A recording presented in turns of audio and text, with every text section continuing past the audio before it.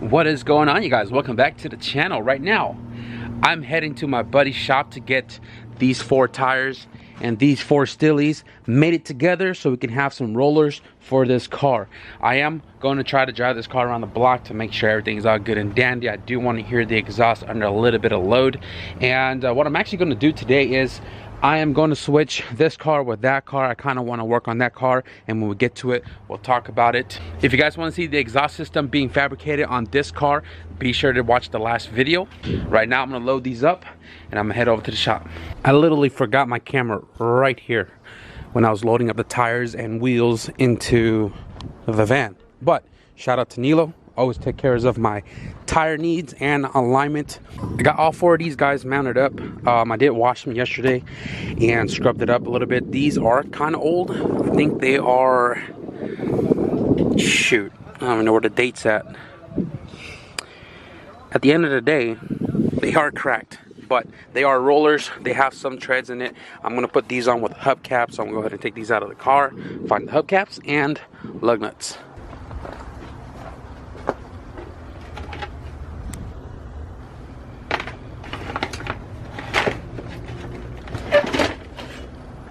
So I have a spare wagon bumper right here, and this one has the filler and the bumper support. So I'm gonna grab this bumper off so I can take this outside. Didn't even realize it has bumper lens on it too.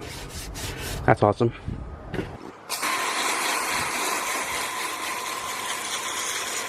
This bumper actually came off of the blue wagon right there because I went to the junkyard couple years ago and I found an RT 4-wheel drive in it before the all-wheel drive craze was a thing. I didn't really touch any of the RT 4-wheel drive stuff, but because it was blue, I took the bumpers off and I bought them. And the bumpers were spare to the wagon, but then I was like, I'm gonna switch it with that car since the bumper is blue, and I'm gonna take the black bumpers. So the back bumper is on the wagon, half cut, and this is the front bumper.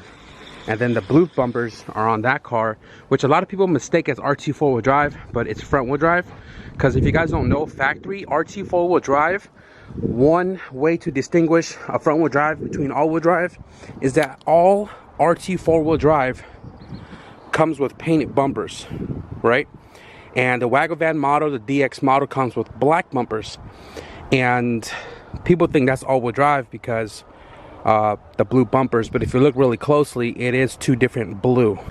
But that's where this bumper came from, and like I said, I have a JDM EF9 front end on my wagon, and this was a spare bumper to that. So because it's been sitting for years, obviously, because I'm not going to change it anytime soon, I figured this car doesn't have a bumper and I'm gonna throw it on there. Yes, to answer you guys' question, I literally do have my own parts inventory, especially for wagons. I knew I had this bumper. That's kind of one of like the reasons why I wanted this car, because I had literally almost everything. From the top of my head, I knew I had everything to get this car up and going again. So sacrificing this bumper, hopefully I'll find another one in the yard as a spare, but right now I'm going to use this on the car.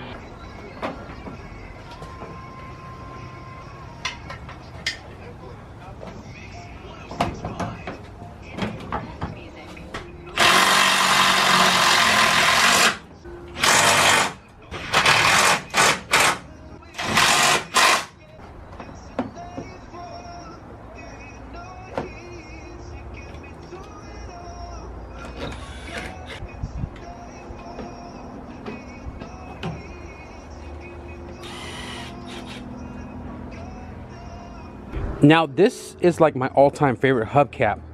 I'm not sure if anybody really have a specific favorite hubcap, but I believe this is like the 9295 Civic Si or EX coupe hatch, and I don't know, I just like the blade of this. I used to play Beyblade growing up, and you know what I'm saying, I used to get those cheating spikes to destroy somebody else's Beyblade.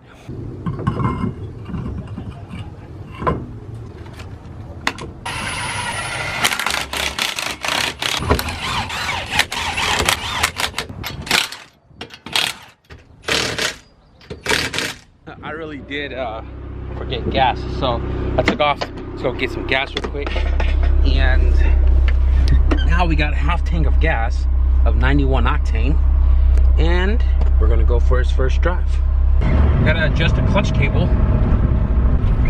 but sounds like input shaft bearing.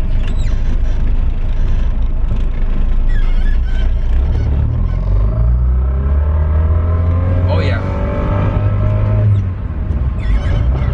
It's only when the clutch is engaged that noise is there. But the exhaust,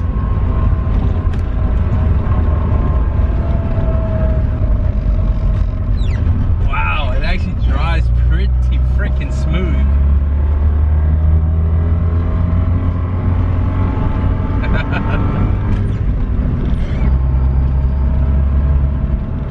I've only turned this car on once since it got back from the dyno,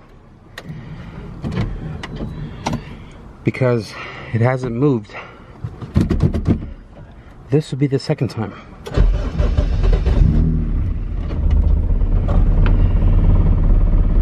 Like butter, baby.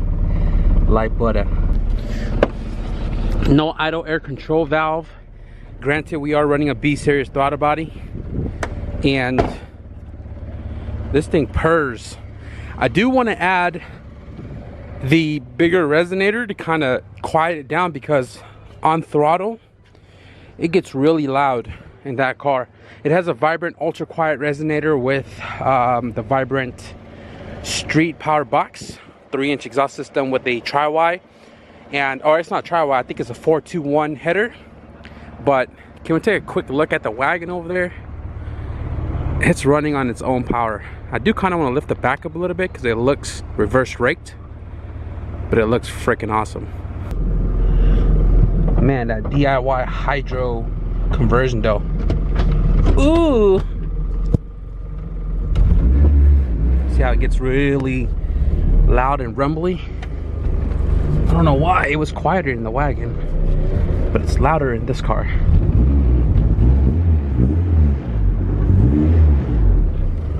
Oh, that spider web.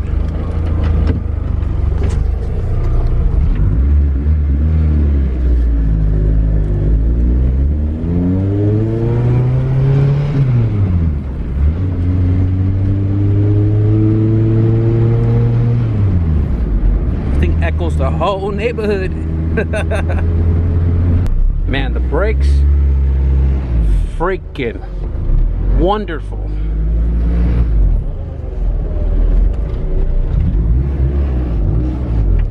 Oh, traction bar.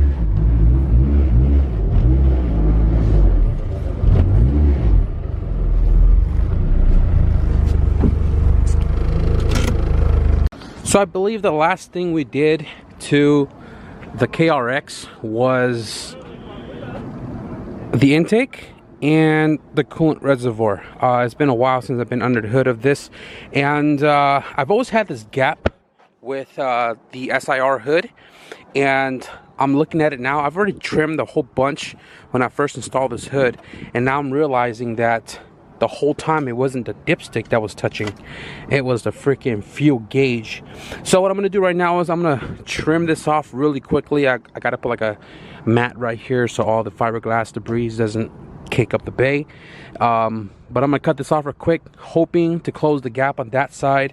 I'm still waiting for hood pins to come in right now so I could do the arrow catches, because I snapped my cable, so can't really open my hood normally, and I just want to put hood pins anyways because they got locks on it, and I kind of like it anyways because that's the same one that I have on this car right there.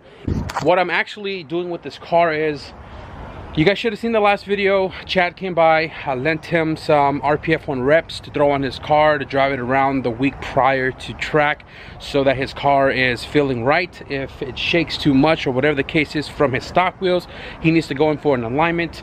And Chad already has the wheel on his car. So I was talking to Chad, and he doesn't want me to miss out on the event. Although it was canceled, it's still actually happening with the amount of people that did register. It got canceled because we didn't get enough people to register. So Chad wants me to still go out there. I probably am. Pretty much he wants me to drive his car, and I'm like, you know, it's your car. you drive it, but I'll still try to be out there. GoPros, probably gonna go buy another GoPro. I'll have this camera, but the more I thought about it, the more I'm like, you know, if I can get this car registered in time, the paperwork should come in today. The mailman hasn't showed up yet, if not tomorrow. And then if it does come in tomorrow, I'll know what I gotta pay for this car to be under my name, and then pay for all the other stuff to get my plates and tags.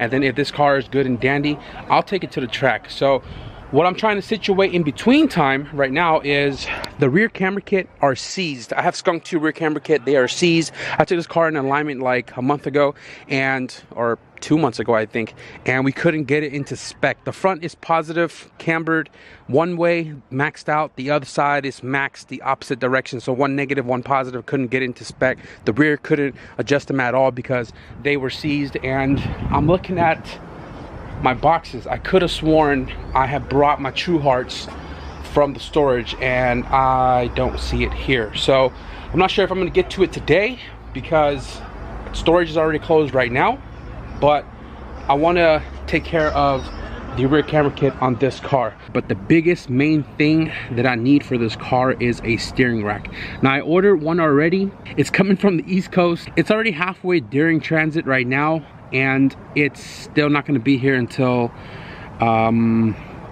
Tuesday. He said estimated delivery is Tuesday, which is 4 days out. So that's going to cut it real close to getting the car ready to go to the track. And I'm just praying that it comes first so we can throw the rack in, the camera kit, the front camera kit if it comes in time, back to the alignment rack, registration, tags, all that jazz. If I can get this car legitimately driving on the road, we'll take it to the track. If it doesn't, it's going to cost me too much more money to get the trailer and maintenance the van and everything, get that towing this car to the track, which is actually like almost 4 hours north. So I came to the storage real quick to see if my True Heart camera kits were here, and they were. They've been in this box for a while. I got this from the junkyard. I was supposed to sell it, never did. Now it's coming in clutch to replace the Skunk 2. Hopefully these aren't seized, but it's time to get out of here and start putting in a little bit more work in the KRX. Mailman just came by right now, and I got my DMV papers for the KRX. So now I'm in for a surprise. It's funny that they don't do the registration fee process or whatever it is in-house anymore. So when I went there on Monday 4 days ago, I had to drop all of my paperwork, pink slip and everything, and drop it in the envelope drop box.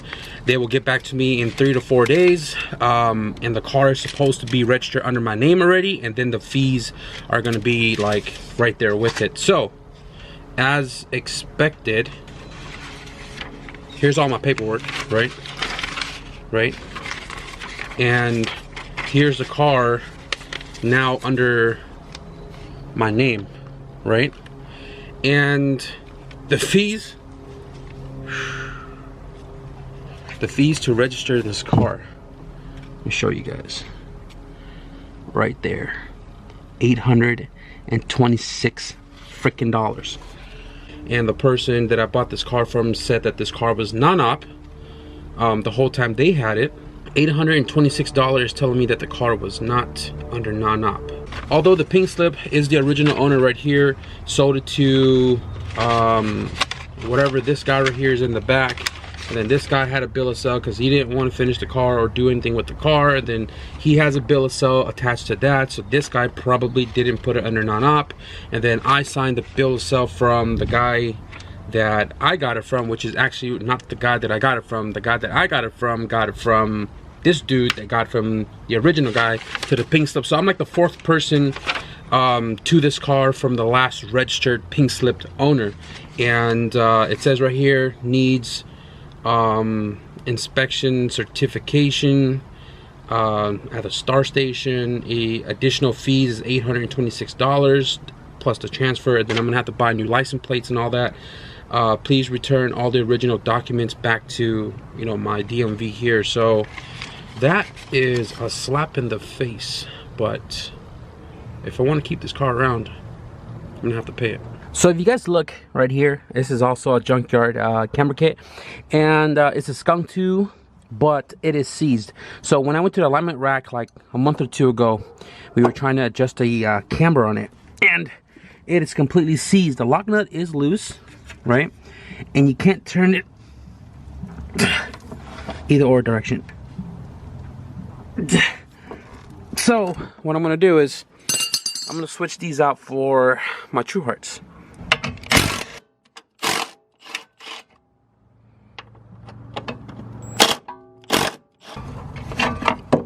I might even try to free this up. So all I'm gonna do is I'm gonna match these guys. Probably can't clamp these because one is thicker than the other, but it'll give me a general idea somewhere around there. It's gonna have to go back to the alignment shop anyways. Lock the lock nut and reinstall.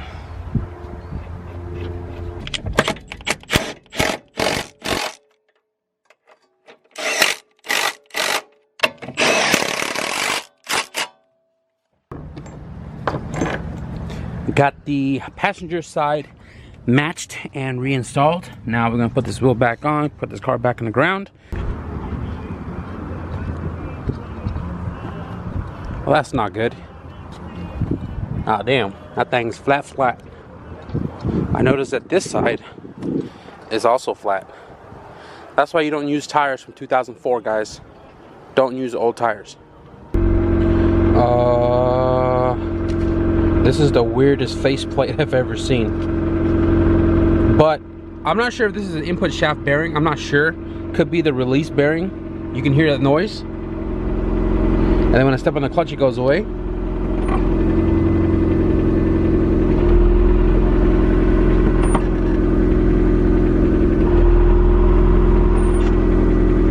Man.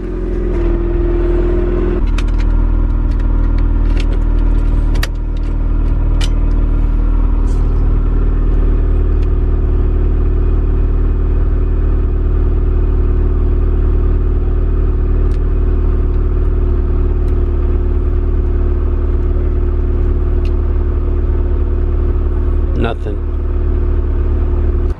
I don't know everything, so sometimes I have to rely on the book to tell me what I need to look at to figure out why certain things aren't working. So I was looking at the schematics right here, right, and obviously I've been tinkering with everything under the dash. I unplugged the freaking dash harness from the fuse box, tracing wires, all that stuff. And then I was looking at the diagram. Battery, ignition switch, and then it goes to the fuse box, and then it goes to cigarette lighter. This was where I was confused because the white green is the switch 12 volt, but it travels through the cigarette lighter and then, you know, the stereo and all of that. So I looked at the dash fuse box at number 17 because of the panel says, you know, radio and you know, the stereo, and I didn't realize that it calls for a number 1215A, which is cigarette lighter. So if this guy is not getting, you know, its power because of that fuse, the white green is not getting its power either, which is weird because that wire goes through the cigarette lighter. So I checked it just now right here, and it is freaking blown. So I went and replaced the number 1215A, switched it out, key in on position, stereo turns on. What a freaking wiring headache. Yes, I do wiring depending on what it is, but not all wiring. I understand how to do it, but when you're confused and you can't find like answers online or whatever the case is, this book literally covers everything inside and out of this car. I mean, wagon specifically. I got one for the KRX, so on and so forth. Get one for your chassis, so that way you guys can get a better understanding of everything with your car. So, holy freaking throwback. Thing that you need. Freaking awesome, freaking awesome. All the lights are accounted for.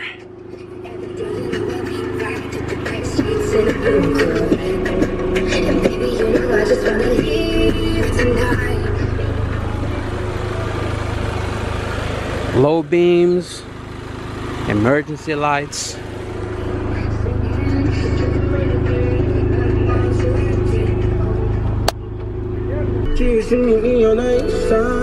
High beams.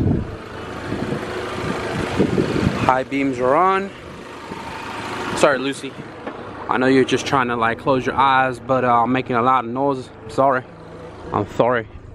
I just got my hospital bill today, and that's that. But before we close this video out, guys, I got a package I just got today. We'll open that right now in just a minute. But not a lot of progress was being made today in this video, but progress is better than no progress. We got to situate the rear camber kit on this car is fully adjustable now, opposed to the Skunk 2 one. Now the other stuff that I need, the front camber kit, the rack and pinion, all that stuff comes in next week, and then we'll get busy on this car to try and still get it ready for track October 17th.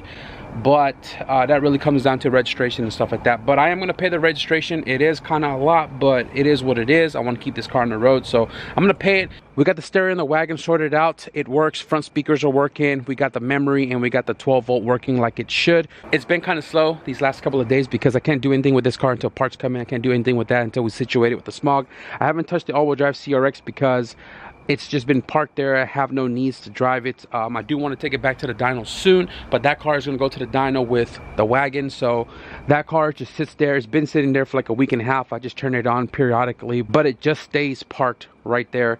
And I just need to figure out the axles, and then that car should be ready to rip again. Haven't taken any side jobs because of that car being here, this and that. Too many cars here at my house, obviously, and I'm running out of parking. So I haven't taken any cars in, and I'm not going to take any cars in until I finish that car and sell it. So aside from all the slow progress in this video, guys, we're going to open up this package right here. This was sent over from Son over at S1 Built, and this right here is drive shaft related stuff. Now this is a new product offered from S1 Built, and this is in relation to your drive shaft. Now in particular, this is directed towards the Freelander. So if you guys are a little familiar with all-wheel drive, a lot of people go with the more notorious setup, which is the wagon, viscous coupler, drive shaft, wagon, rear diff, and axles, right?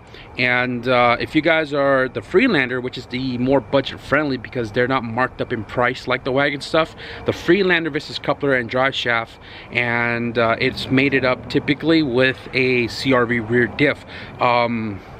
This is an upgraded joint for the Freelander drive shaft. Now you can do this to the wagon one as well too. The upgraded joint is the more beefier 310 joint, and this is the joint that's offered in the market to replace worn out joints, obviously. But this converts the Freelander drive shaft into a 310 joint, and the 310 joint actually comes with a 4-bolt flange which bolts directly to the transfer case without using an adapter. So this is a Freelander drive shaft, and you can see the end right here is like freaking 2, 4, 6 bolts, and then you have to get an adapter to adapt this 6 bolt down to a 4, and then attach it to pretty much your rear drive shaft to the diff, your front drive shaft to the transfer case. So the S1 kit right here, this end is machined down to fit the Freelander drive shaft inner diameter perfectly, and then it eliminates that big adapter that's in the front and converts it over to a small 4-bolt pattern flange to go directly to the transfer case without the adapter. And that is this guy right here. It goes on like that, and it goes directly to your transfer case, right? So this piece right here is a slip joint, and this gives drive shaft axle play in case of engine movement and stuff like that. The wagon has one already built in. It's kind of like a CV axle, except it's for the drive shaft. This is a cool touch to add to this upgraded part for the Freelander drive shaft, and this pretty much right here is the front. Now the cool thing about this kit is specifically for the Freelander guys to upgrade to the 310 joint, but also the Freelander guys to convert the rear end if you're using a wagon differential. Now if you guys don't know, the wagon differential is a bigger 4-lug pattern. Think of it as 4x100 versus 4x114. The wagon is 4x114, right? And the backside 310 joint upgrade is also milled down to fit the Freelander drive shaft inner diameter, but the flange that goes to the other end of this 310 joint is machined to fit a wagon differential. So it's a bigger 4-lug pattern opposed to the front. I don't know if you guys can see the difference, but it is a much wider pattern.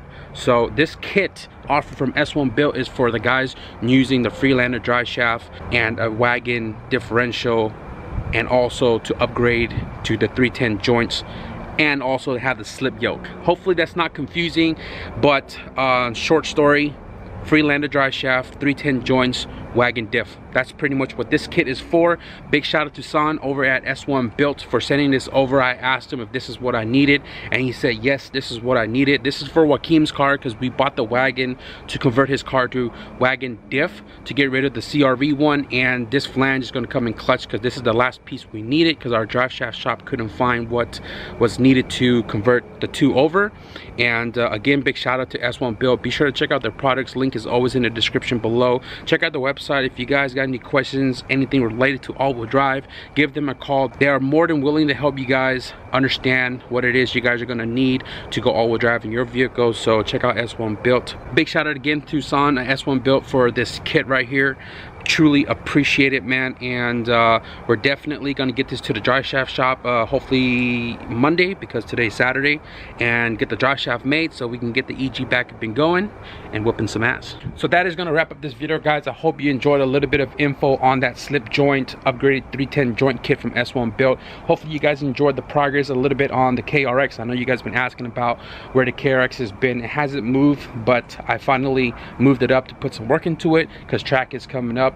If you enjoyed this video, be sure to give it a thumbs up. When parts come in, I am going to get down to work, so if you guys want to see some of the work that goes into this car, hopefully in the next couple of days. But with that being said, thank you guys for watching, and I'll see you guys in the next video. Peace. Have I been saying 310 joint this whole time? I meant 1310 joint, guys. 1310 joints.